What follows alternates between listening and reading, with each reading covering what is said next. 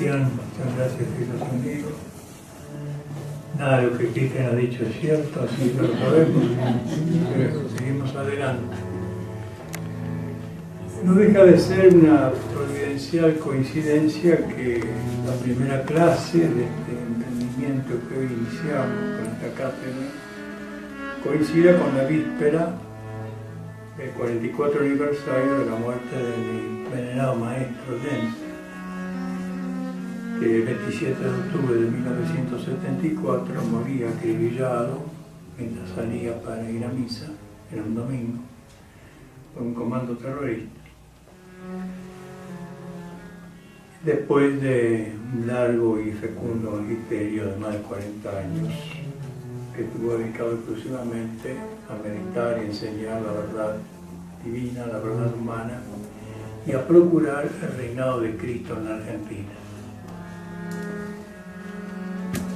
Justamente Cristian hizo mención a las cátedras privadas, que Lenta, en cierto modo, se vio por imperio de las circunstancias obligado a levantar en su propia casa, en aquella época, en aquella Argentina de los años 46, 47. Había circunstancias políticas que impidieron que Lenta pudiera continuar con su carrera universitaria y en definitiva tuvo que poner la cátedra en su casa. Y esa cátedra se inauguró un día 15 de abril del año 1946. Y precisamente el tema de esa cátedra, de esa clase inaugural, fue Rehabilitación de la Inteligencia. Ese era el título. Y el texto de esa clase fue publicado años después en una separata. Y después yo, después de la muerte de Lenta, lo integré en la segunda edición de un libro de él que se llama Acerca de la libertad de enseñar y la enseñanza de la libertad. Que ahora es entonces a partir del año 1975, cuando apareció el primer y único tomo de lo que quiso ser sus obras completas, y no cuajó, no concluyó el proyecto. Quedó entonces como parte de ese libro, Acerca de la libertad de enseñar y la enseñanza de la libertad, que es un libro donde Lenta expone lo nuclear de su pensamiento pedagógico. En aquella clase Lenta comenzaba hablando de la universidad y del fin de la universidad, y decía que el fin de la universidad era la contemplación de la verdad inmutable y el cultivo de las ciencias prácticas. Ahora bien, decía Lenta en aquella clase, ¿cómo llega el hombre a la verdad? ¿Qué es la verdad? Y Lenta tenía un método que siempre utilizaba, que era cuando él quería resaltar una idea frente a los alumnos, ponía en contraste, ¿no? Se manejaba con contrastes, de tal manera que la verdad brillara por sí misma, pero también por su vivo contraste con el error. Por eso, si quería, por ejemplo, hablarnos de lo que significaba el filósofo en Grecia, lo oponía a la figura del sofista, por ejemplo. Y en aquella ocasión, Lenta hizo esto y confrontó dos textos para el tema de la verdad, ¿no? El primer texto era un texto sacado de la cuestión 2 de Veritate, artículo 2, y otro texto en confrontación, un texto de una conferencia del psicólogo norteamericano William James, padre del utilitarismo, del pragmatismo psicológico. Bueno, no es ocasión esta para profundizar en aquellos textos y tampoco para adentrarnos en el meollo de lo que Lenta en ese momento cotejaba. De un lado, Santo Tomás proclamando la verdad como adequatio re intellectus, y por otro lado James proclamando la verdad como mera construcción utilitaria. Pero no ese es el tema, porque no es el tema de hoy, ¿no? Sino algo que decía Lenta después de confrontar esos textos, algo que sí engancha directamente con nuestro tema de hoy, ¿no? Decía Denta, la confrontación de estas dos posiciones, es decir, la de Santo Tomás de Aquino, y con él toda la tradición medieval, y el de James, el pensamiento moderno, dice, nos revela la superior y nobilísima tradición de inteligencia y de verdad que heredamos de la Madre España. O sea, claro está que la preferencia por la verdad inmutable que el hombre debe servir puede acompañarse con el fracaso en los negocios temporales de la vida, pero solo por sus reales caminos se renace la eternidad del valor. La historia está llena de hazañosas empresas que fueron pésimos negocios, y cita el descubrimiento y conquista de América. Y sigue así lenta y culmina esta primera clase con un elogio de la hispanidad católica, ¿no? Y él nos convocaba en esa clase a retomar esa tradición hispano-católica y a sentir el legítimo orgullo de nuestra pertenencia a la hispanidad católica. Y de la hispanidad católica queremos hablar hoy precisamente. Ese es el tema que me pidió Cristian, la hispanidad católica, su sentido y su vigencia. Y en la primera parte entonces de esta charla voy a tratar de definir de la manera mejor posible qué es la hispanidad, qué es esto que llamamos hispanidad, y luego en un segundo momento hablaremos de la vigencia de la hispanidad hoy. Con respecto al ser de la hispanidad, lo primero que tenemos que ocuparnos es cuál es el origen de esta palabra hispanidad. Bueno, don Ramiro de Maeztu, un gran humanista español, que fue durante mucho tiempo diplomático en Argentina, vivió muchos años en Buenos Aires, escribió y publicó en Buenos Aires una obra célebre que muchos de ustedes habrán ya oído o leído, que se llama Defensa de la Hispanidad, que vio la luz en Buenos Aires en 1934. Esta obra, Defensa de la Hispanidad, la vamos a citar en más de una ocasión ahora, a lo largo de esta exposición. De paso, digamos que Ramiro de Maeztu murió asesinado por las hordas de la Segunda República Española, ¿no? Bueno. Y Ramiro de Maeztu atribuye allí el origen de la palabra hispanidad a un sacerdote español que entonces vivía también en Argentina, don Zacarías de Vizcarra. Y dice Maeztu, la palabra hispanidad ha sido introducida, dice, por un ilustre sacerdote, don Zacarías de Vizcarra. Y agregaba de Maeztu, si el concepto de cristiandad comprende y a la vez caracteriza a todos los pueblos cristianos, ¿por qué no ha de acuñarse una palabra como esta, la hispanidad, que comprenda también y caracterice a la totalidad de los pueblos hispánicos? Eso escribía Maeztu en su obra, Defensa de la Hispanidad. Pero unos años después, 10 años después exactamente, don Zacarías de Vizcarra, que ya había regresado a España, publica un extenso artículo en un semanario español, que en español se llamaba el semanario, que lleva por título Origen del nombre, concepto y fiesta de la hispanidad. Y ahí don Zacarías de Vizcarra, haciendo gala de una honestidad intelectual y gran modestia, dice, no es tan cierto que yo haya introducido y creado la palabra hispanidad, dice. De hecho, dice, la palabra hispanidad ya la encontramos en algunos diccionarios antiguos del siglo XVI, ¿no? Pero dice, la palabra hispanidad siempre está referida al ámbito lingüístico. Todos los diccionarios, desde el siglo XVI hasta la época en que escribe Vizcarra, dicen hispanidad igual hispanismo. Hispanismo es los giros hispánicos propios del hablar de los españoles, ¿no? Y dice todavía más Vizcarra, dice, tal vez la palabra hispanidad ya la encontramos en algunos documentos del siglo I después de Cristo, en algunos documentos de los romanos que hablaban de la hispanitas, la hispanidad, como el modo propio de hablar el latín de los españoles, de los hispánicos, ¿no? De manera entonces que, dice él, yo no introduje la palabra, dice Vizcarra. Lo que sí, dice Vizcarra, eso admite, dice, yo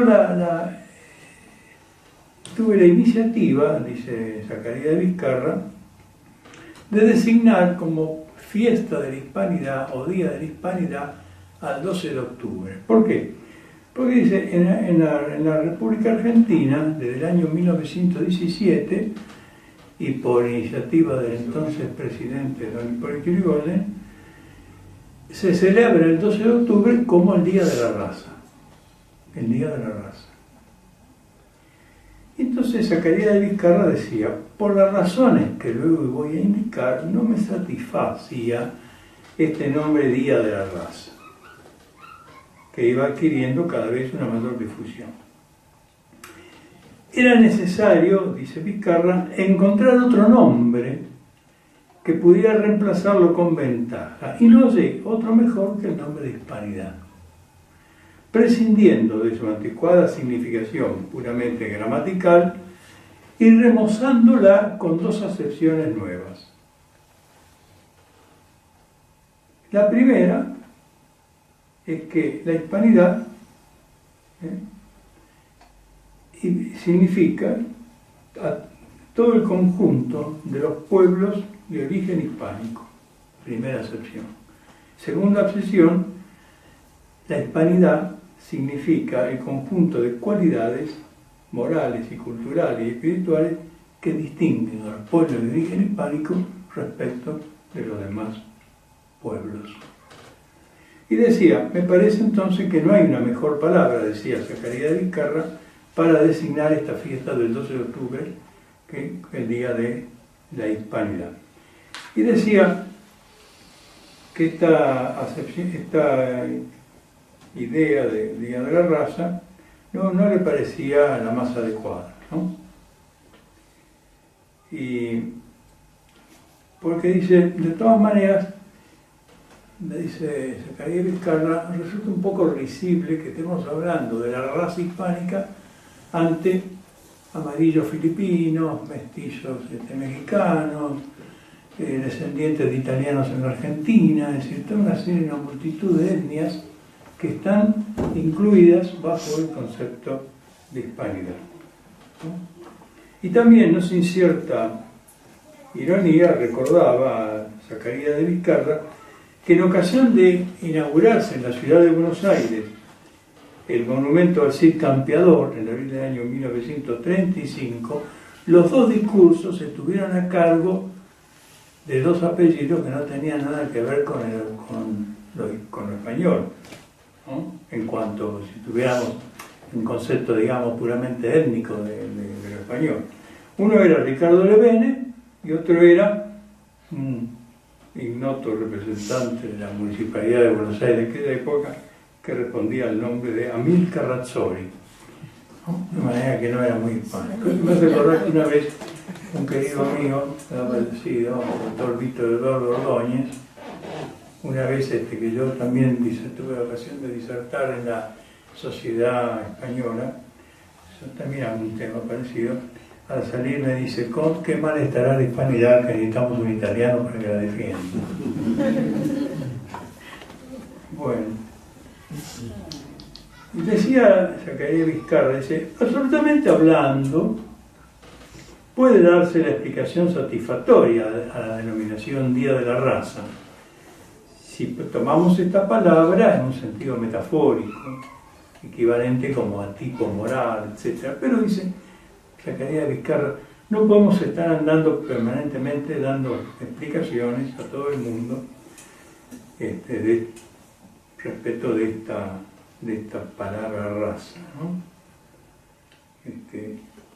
Y entonces ya en estas mismas consideraciones que hace Zacarías de Vizcarra en este artículo del año 1944, donde él, con toda modestia, repito, no se atribuye el invento, la creación así absoluta del término hispanidad, sino simplemente la idea de darle dos nuevas acepciones.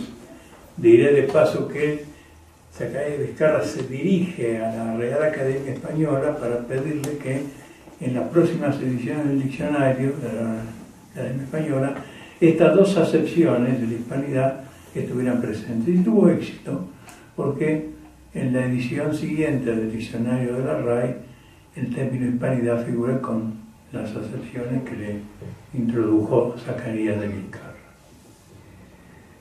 Dicho entonces esto, si la hispanidad no es una raza, no se reduce a una raza, ¿qué es entonces la hispanidad? Bueno, ya Ramiro de Maeztu, en la obra que hemos mencionado, Defensa de la Hispanidad, yo creo que ha grabado en oro, con maestría de orfebre, realmente el sentido de la hispanidad. Yo creo que no hay un alma más profunda de la hispanidad que la de Ramiro de Maeztu. Hay otros autores, incluso algunos de ellos vamos a mencionar ahora, pero nadie ha tenido una conciencia tan clara del ser hispánico que don Ramiro de Maeztu. La hispanidad, dice Maeztu, no es una raza, no es una geografía, ni siquiera propiamente hablando es una cultura. La hispanidad es un espíritu, dice, un espíritu, es un modo de ser y un modo de vivir que caracteriza a una multitud de pueblos, de etnias y de culturas expandidas en las vastas geografías que han sido engendradas por el fecundo genio de España. Ahora, ¿cómo se hace para definir un espíritu? ¿Cómo se hace para definir esto que no es un ente físico, ¿no? Sino un ente más bien de razón? ¿Cómo hacemos para definir una realidad que es espiritual, que es histórica?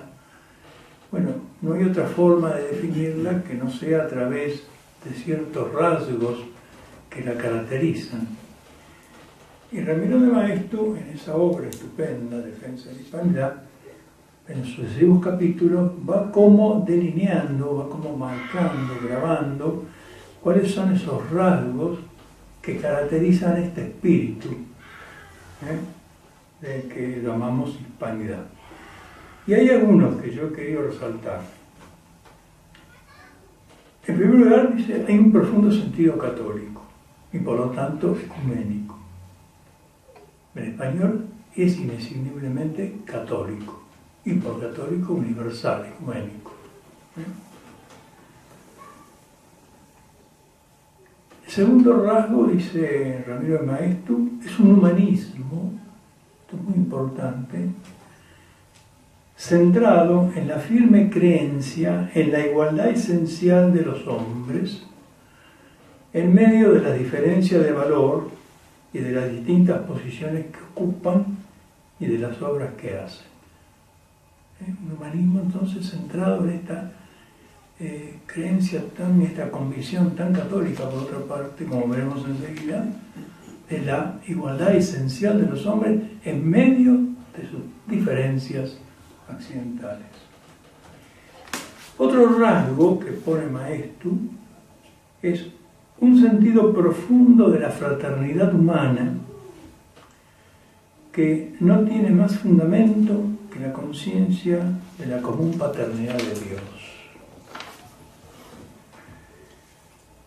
Otro rasgo, un ideal de servicio que hace que la vida sea concebida como milicia y como misión.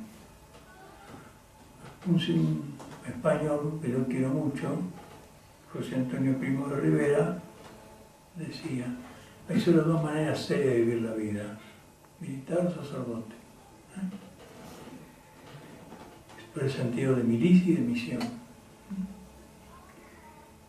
Y todas estas cosas, a esto la resume en un lema que se llama Lema de Caballero, con el cual cierra su libro, y que este lema es una trilogía: servicio, jerarquía y hermandad.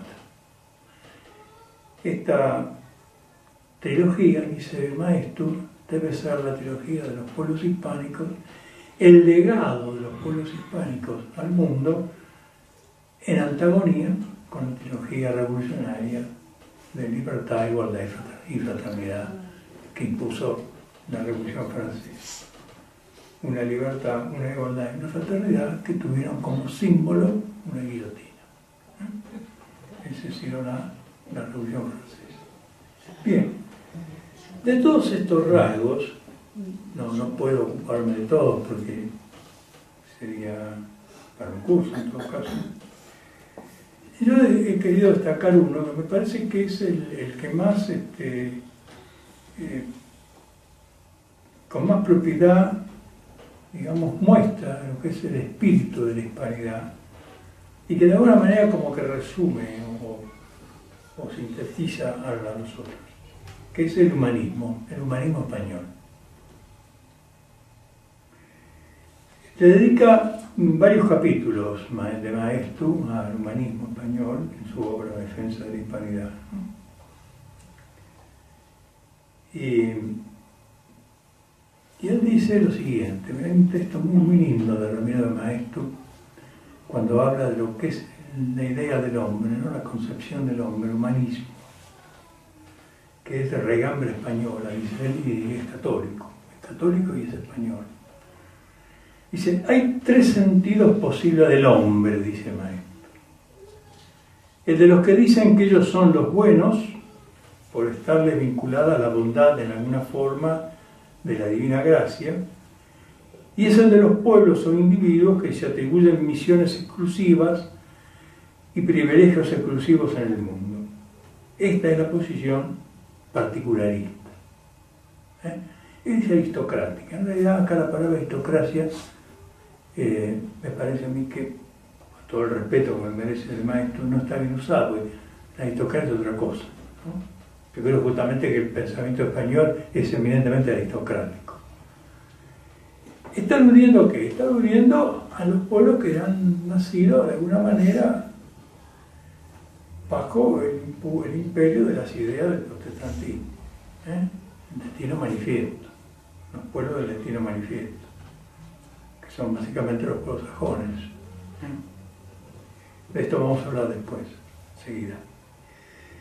Hay otra forma, dice él, hay otro concepto, otro sentido del hombre, que es la actitud niveladora de los que dicen que no hay buenos ni malos, que no existe ninguna moral absoluta, y lo bueno para el burgués es malo para el obrero, por lo que han de suprimirse la diferencia de clases y fronteras para que los hombres sean iguales. Esta exposición igualitaria es valorizadora, dice el maestro. Y por último, dice, está la posición ecuménica de los pueblos hispánicos, que dice a la humanidad entera que todos los hombres pueden ser buenos y no necesitan para ello sino creer en el bien y realizarlo.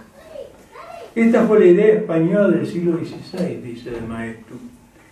Al tiempo que la proclamamos en el Concilio de Trento y que peleamos por ella en toda Europa, las naves españolas daban por primera vez la vuelta al mundo para poder anunciar la buena nueva a los hombres de Asia, de África y de América.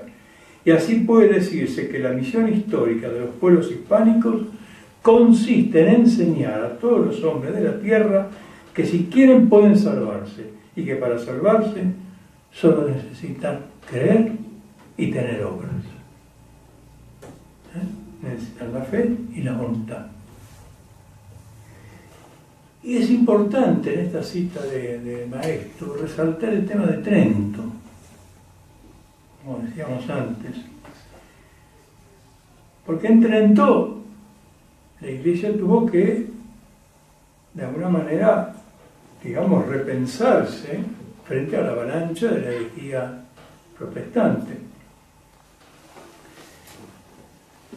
Y uno de los temas que estaba en discusión en Trento era el tema de la justificación. El hombre solo se salva por la fe en Cristo o también se salva por las obras. el gran tema de Lutero. Y una de las grandes figuras del Concilio de Trento fue un teólogo español, un jesuita, el padre Diego de Laínez, a quien le correspondió exponer y defender la tesis católica de la justificación y del valor de las obras para la salvación. En la tesis católica, que brillantemente defendió Laínez en Trento, de Maeztu ve, con toda razón, la presencia más significativa del humanismo español, que consiste, repetimos, en la firme creencia de que no hay destinos manifiestos. No hay naciones con destinos manifiestos, sino que todos los hombres pueden salvarse siempre que una la fe y las obras, que como dice el apóstol Santiago, muestran la fe. Por eso de Maeztu dice, cuando Alonso de Ojeda desembarca en las Antillas en el año 1509, pudo haberle dicho a los indios que los hidalgos leonenses eran una raza superior. No, no les dijo eso. ¿Qué les dijo el conquistador español?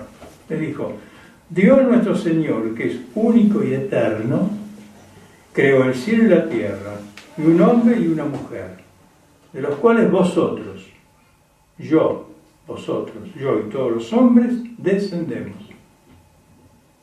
Así que le fue a decir a los indios, ¿somos una raza superior? No. ¿Somos un pueblo con destino manifiesto? No. Le vino a decir, venimos a anunciarles que ustedes son hijos de Dios como nosotros.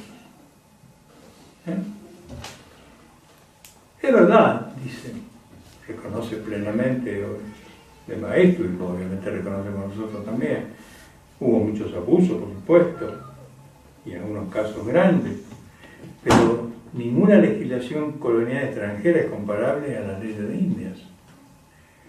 Por ello se prohibió la esclavitud, se proclamó la libertad de los indios, se les prohibió hacer la guerra, se les brindó la amistad de los españoles, se reglamentó el régimen de encomienda, y todo lo que ya conocemos de la historia de la conquista, colonización y evangelización de América.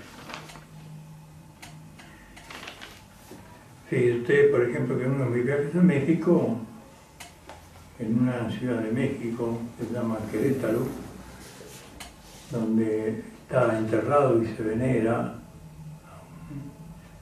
una figura que fue Vasco de Gama, que fue primero regidor, después fue obispo, y los mestizos de esa región de México se refieren a él como el Tata Vasco.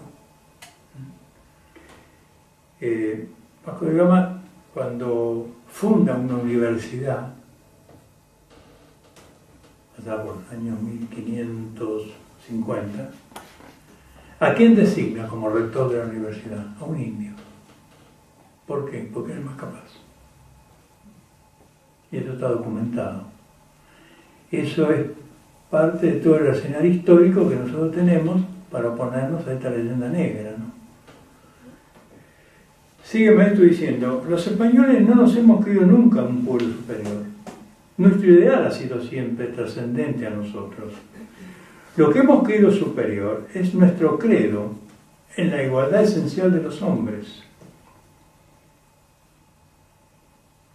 Desconfiados de los hombres y seguros del credo, por eso fuimos también siempre institucionalistas, es decir, creamos instituciones. Por eso España sembró instituciones en América. Y dice Maeztu, ese fue el pensamiento de nuestros teólogos en Trento y de nuestros ejércitos en la Contrarreforma. Y este es también el sentimiento más constante de los pueblos hispánicos, y no solo en sus periodos de fe, también aún dicen en los periodos de escepticismo. Y por un ejemplo, que es en cierto modo para nosotros halagador, dice, el llamado que hace la República Argentina, dice Maeztu, a todos los hombres para que pueblen las soledades de la tierra de América, se inspira en este espíritu ecuménico heredado de España. Y yo creo que es cierto, creo que tiene razón. Hasta que yo lo leí, siempre pensé que ese todos los hombres de buena voluntad era más bien una especie de algo del espíritu cosmopolita del liberalismo, pero no, creo que tenía razón el maestro, porque en la Constitución del 53 todavía es una cosa mixta, ¿no? Todavía mucho de lo español está presente junto con lo liberal. Y yo creo que esto de este llamamiento ecuménico es un rasgo católico hispánico, de los pocos que quedaron vigentes en aquella Constitución, que dicho sea de paso, en el que nos rigió y no quedado absolutamente bien. Ahora, no solamente Ramiro de Maeztu ha profundizado en la hispanidad, tenemos también otro gran pensador que ha escrito y ha meditado sobre el tema de la hispanidad. Me refiero a García Morente, Manuel García Morente, un filósofo kantiano que se convirtió al catolicismo y finalmente se hizo sacerdote, mercedario. Y estuvo también en Argentina un tiempo, enseñando acá entre nosotros, en la Universidad de Tucumán, específicamente. Bueno, Manuel García Morente tiene un texto breve, pero muy denso, que se llama La idea de la hispanidad. Y él ahí dice, se plantea también como de Maeztu, ¿cómo definir la hispanidad? ¿Cómo definir un elemento que de suyo es inasible a una definición de una realidad física, ¿no? Entonces dice, tenemos que ir a aquello que la encarna, así como de Maeztu pone aquellos rasgos que caracterizan la hispanidad, que hemos mencionado y los cuales hemos resaltado el humanismo. Él dice, vamos a ver quién encarna a la hispanidad, quién representa la encarnadura de la hispanidad. Y eso dice, la encarnadura de la hispanidad la representa el caballero cristiano español. Entonces habla de una etopeya del hombre hispánico. Esta palabra etopeya viene de etos, es decir, es algo así como el conjunto de cualidades morales que caracterizan a una determinada persona, o en este caso a un tipo de persona. Entonces dice, si queremos conocer qué es la hispanidad, tenemos que mirar al caballero hispánico, al caballero cristiano. Y también da alguna serie de elementos para adentrarnos en ese etos del caballero cristiano. Dice, es un hombre que prefiere la grandeza sobre la mezquindad, el arrojo sobre la timidez, la altivez sobre el servilismo, el pálpito sobre el cálculo, la afirmación de la propia personalidad, sin que esto implique un individualismo, ¿no? No es a mi manera, ¿no? La canción de Frank Sinatra, no es una cosa a mi manera. Yo afirmo mi individualidad, pero afirmo sobre la base de cosas que me trascienden a mí. Un sentido del honor, el ideal femenino, dice, el culto de la mujer, el honor del caballero hacia la mujer, la religiosidad, y algo muy lindo que me gustó mucho en Morente, dice, una impaciencia de eternidad frente a la muerte, que es un poco aquello de Santa Teresa de Ávila, bueno, porque no muero. Y dice Morente, ¿dónde está este tipo, este arquetipo de caballero? En un personaje de ficción, que a esta altura yo no sé cuánto tiene de ficción, que es Don Quijote. Don Quijote es la encarnadura, precisamente de este caballero cristiano, ¿no? Y volviendo un poco a esa clase inaugural de Yenta, también Yenta hablaba del Quijote ahí, ¿no? Y decía esto que quiero leerles. Dice, Don Quijote, señor de piedad y de sapiencia, levanta con las manos graciosas y varoniles de las remontadas palabras y de las discretas y bien concertadas razones a los caídos, a los humildes, a los menesterosos, a la humanidad derrotada y claudicante, hasta la altura de su nobilísima condición y decoro de ser. Se está comentando acá el famoso discurso de Don Quijote de los Cabreros. Cuando Don Quijote, en su delirio, cree que los cabreros son una suerte de caballeros, les habla de aquella edad dorada, de aquella primera edad, donde esplende la nobleza primitiva, primigenia de la criatura humana, salida de las manos de Dios ante la caída. Y dice Cervantes, y ellos lo escuchaban suspensos. Él lograba con esa palabra remontada, interesante estos contrastes, ¿no? La mayor cordura la pone Cervantes en un loco, ¿no? Con esa palabra remontada los elevaba de su condición de cabrero y de alguna manera los hacía remontar hasta ese origen primario, prístino de la criatura humana. Lo mismo cuando confunde a una ventera con una dama, con una princesa. De alguna manera, la mirada del Quijote, mirada de loco, sabe ver en la profundidad de la condición caída de cada hombre, cada mujer, esa realidad prístina primera, esa dignidad que no se pierde nunca, más allá de las condiciones en que cada uno se encuentre en ese momento. Y pasamos ahora, y brevemente, para no usar mucho, al tema de la vigencia de la hispanidad. Todo esto que hemos dicho, bueno, sí, es lindo, nos emociona, nos conmueve, nos hace sentir realmente orgullosos de nuestro origen hispánico, pero ¿tiene alguna vigencia esto hoy? En aquel artículo que yo mencioné de Zacarías de Vizcarra, decía, este mundo nuestro que se derrumba, víctima de luchas raciales, de apetitos materialistas, y se buscará un refugio de paz y de fraternidad en las 20 naciones católicas de la hispanidad, que se han salvado casi íntegramente del incendio de la guerra. Él está hablando en el ocaso de la Segunda Guerra Mundial.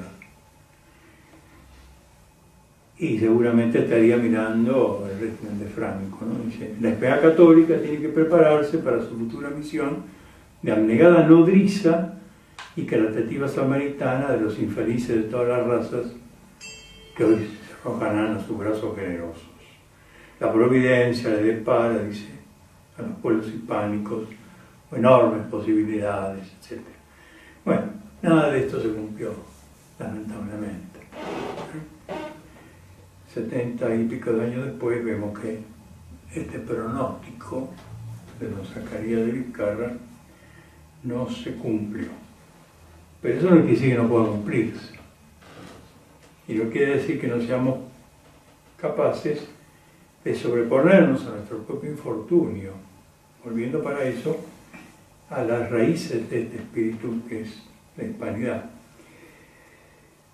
Ramiro Maeztu comienza su libro Defensa de la Hispanidad diciendo: España es una encina medio sofocada por la hiedra.